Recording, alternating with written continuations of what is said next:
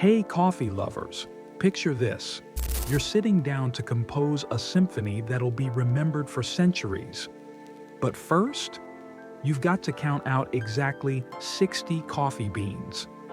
Meet Ludwig van Beethoven, a musical genius who took his morning brew as seriously as his masterpieces.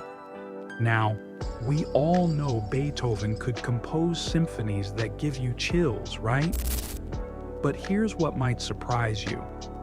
This musical genius was also completely obsessed with his morning coffee routine. And when I say obsessed, I mean precision level obsessed. And if you're like me and love discovering how coffee connects to culture and creativity, go ahead and hit that subscribe button. Trust me, we're just getting started. So here's where it gets fascinating. Every single morning, Beethoven would sit down and hand count exactly 60 coffee beans. Not 58 because he was running late, not 62 because he felt extra tired, exactly 60, every single time.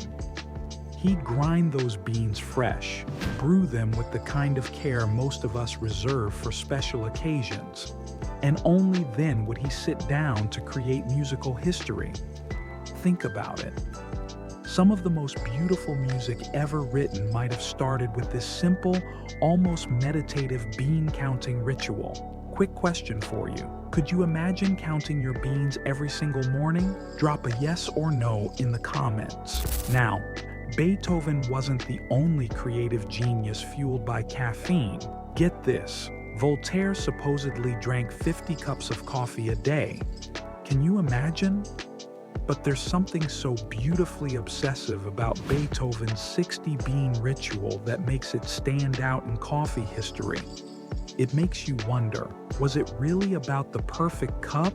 Or was that careful counting part of how he got into his creative zone? Either way, I think we can all agree, the man knew what worked for him.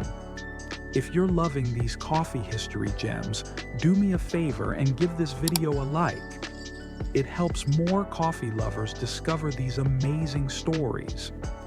So, the next time you're making your morning coffee, whether you're using a French press, a pour-over, or just grabbing something quick, take a moment to think about Beethoven. Here was someone who understood that great art often starts with great rituals.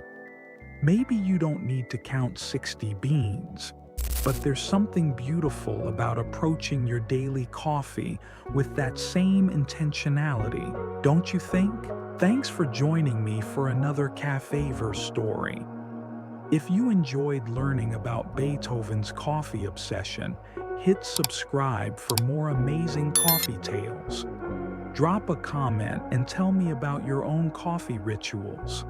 I read every single one. Until next time, keep brewing those perfect cups, my friends.